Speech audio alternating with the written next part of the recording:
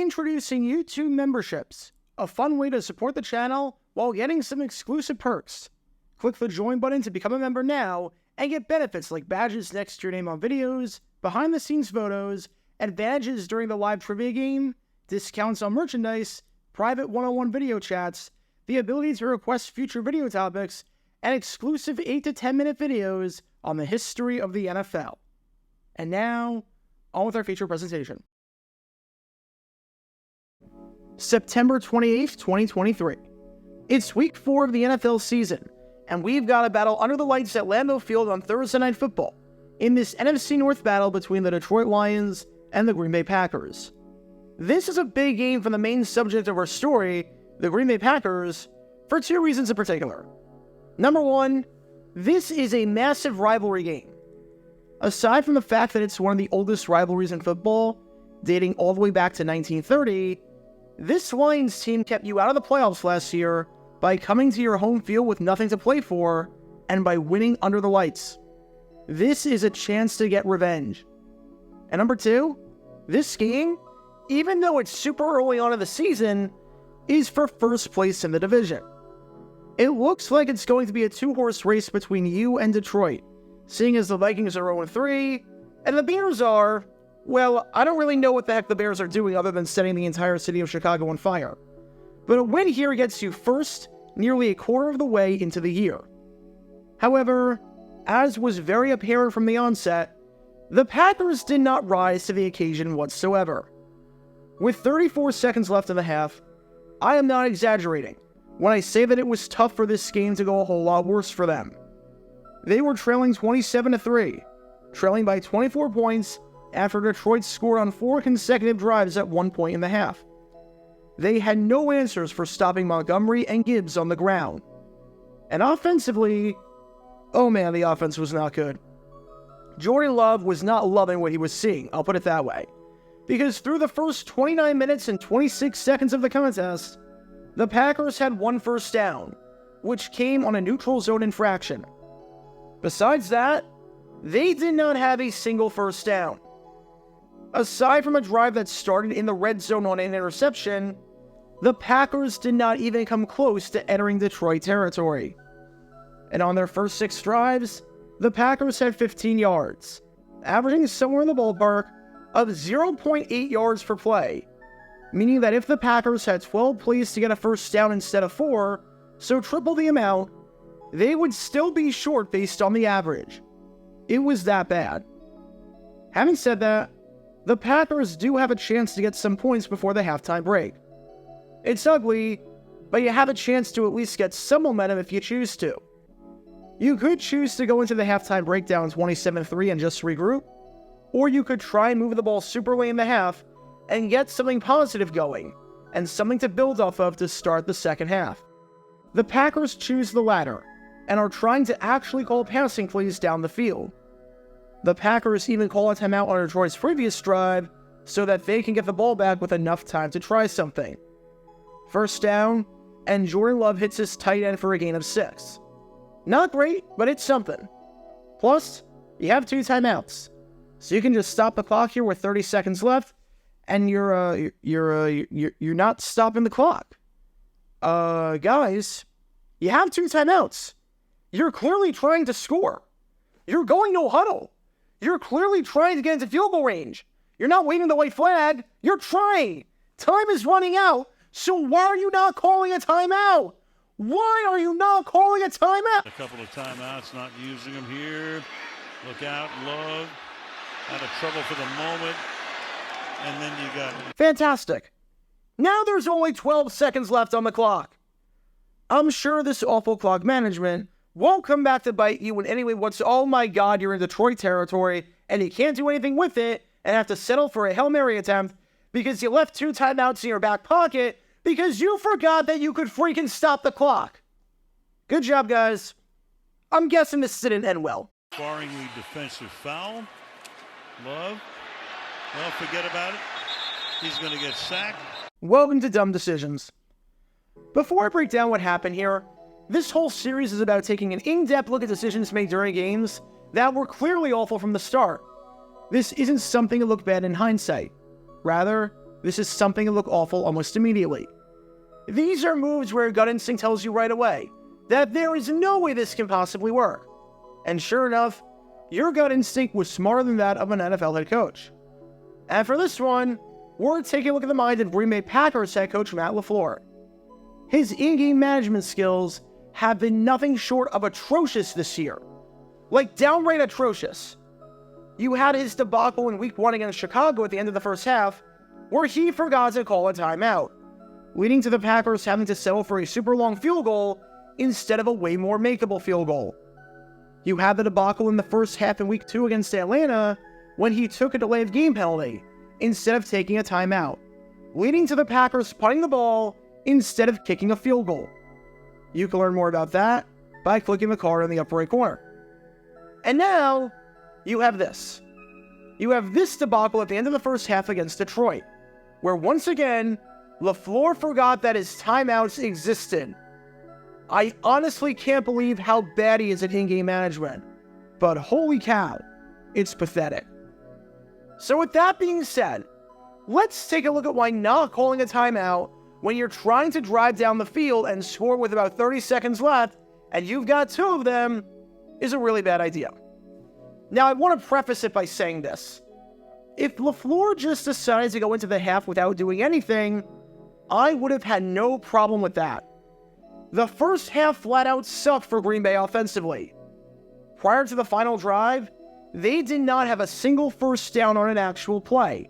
Again, the only first down they did have was on a neutral zone infraction. If LaFleur just wanted to regroup and go into the halftime break without having his offense do something stupid afterwards, I completely get it, and I wouldn't be making this video. If LaFleur decided after that first down play got 6 yards that it wasn't worth it to try and mount a late drive, and that it would just be better to go into the half down 27-3 without risking something like a turnover or a strip sack, that's his prerogative. Again, I would not be making a video if that was the case. But what gets me here, and the reason that I'm making this video, is the inconsistency of it all. So you try to move down the field, but you're not calling a timeout on a play over the middle of the field when you have 2 left? How does that make any sense? Let's take a look at the risk and reward of calling a timeout in that spot versus not calling a timeout, since you're trying to score points. And for the purposes of this, I'm not going to factor in the risk that you turn the ball over, because that wouldn't make sense to factor that in, seeing as the Packers actually tried to move the ball down the field on this drive and get some points before halftime. And if they were worried about the risk of turning it over, they wouldn't have done that, and instead would have just taken a knee or let the clock run after that one play. So let's assume that you can't turn the ball over here.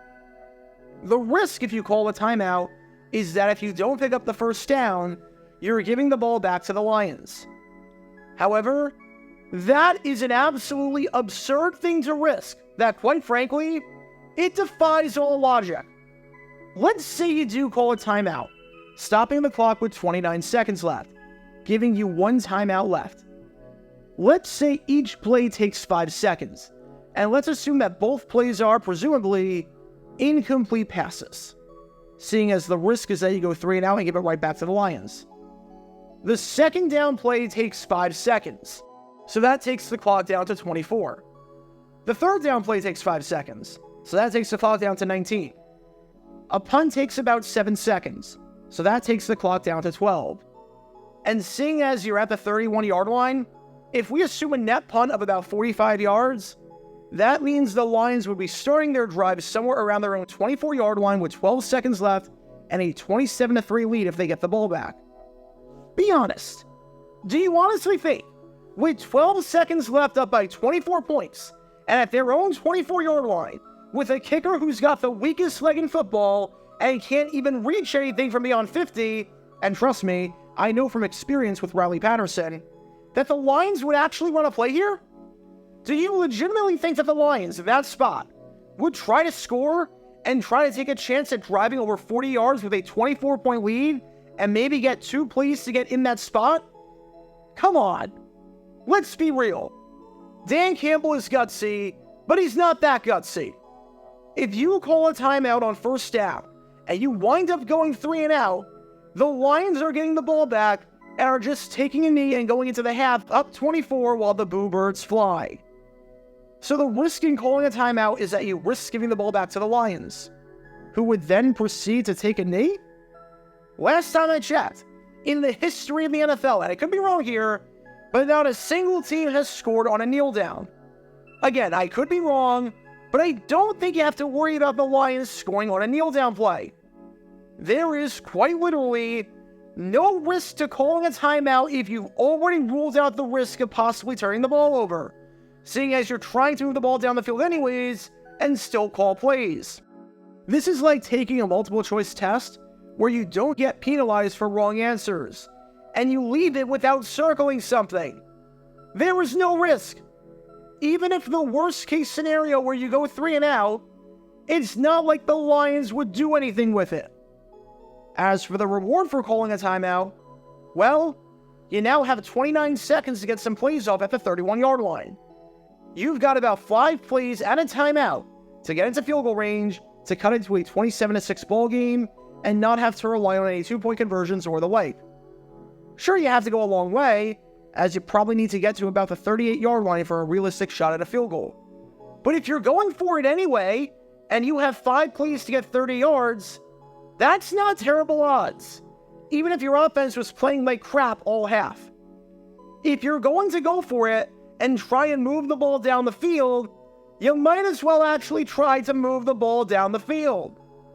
Compare that to what happens if you don't call the timeout, and now you've got about 3 plays to get into field goal range.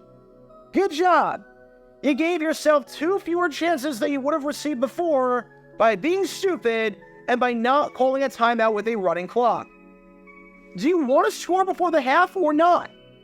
If you don't want to score and just want to go in down 27-3, that's fine, and I'm not going to fault you for that. But if you do want to score, then actually try and score. And if you're going to try and score, wasting 12 seconds for no reason afterwards and going into the halftime break with 2 timeouts in your back pocket and no chance at a field goal to cut the deficit to 21 is, quite frankly, inexcusable. There's no other way to describe what Matt LaFleur did here. The inconsistency is mind-boggling. The inconsistency in the philosophy is baffling. And the inconsistency with this is, like I said, inexcusable. There's no other way to put it. I seriously have to ask, because this is already the second time I've done a video about LaFleur this season, and I was this close to doing a third one after week 1 against Chicago with that whole debacle with the clock and the timeouts at the end of the first half in that game. Is Matt LaFleur any good? Like, seriously, did Aaron Rodgers mask all of his flaws? Because from an in-game management perspective, I'll be honest, he's been downright pathetic this season. I have no idea if he knows how to call timeouts, or manage a clock, or do anything of the sort. No one asked LaFleur about this strategy after the game, probably because he was in such a bad mood afterwards and was lashing at reporters for asking questions as it was. But I genuinely need to know what his thought process was for trying to do this here, by trying to run out the clock and by trying to score at the exact same time, and by leaving the first half with 2 timeouts in his back pocket. Because it truly makes no sense whatsoever when you really break it down. So what do we learn from all of this? Timeouts exist for a reason. If you have timeouts, and you're trying to move the ball down the field and score, and the clock is running, then use them. For the love of all things good and pure, use them. If there is no risk to doing something, then do it. If you have a philosophy with what you want to do on a drive, stick to it. If you're trying to score before the clock hits triple zeros, or I guess 1 second after the clock hits triple zeros if this was the third quarter, then do everything in your power to manage the clock so that you can do this, because the clock is your worst enemy. If you're trying to score, as evidenced by you calling timeout on Detroit's final drive to get the ball back, and by calling nothing but passing plays on the ensuing drive, and by going no huddle, then to manage it like you're trying to run out the clock makes no sense.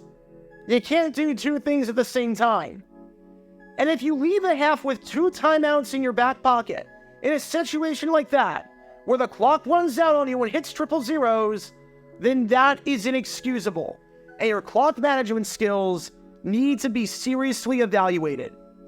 Because when all of these elements are in play, you can't exactly be surprised when this play backfires. Talk about a dumb decision.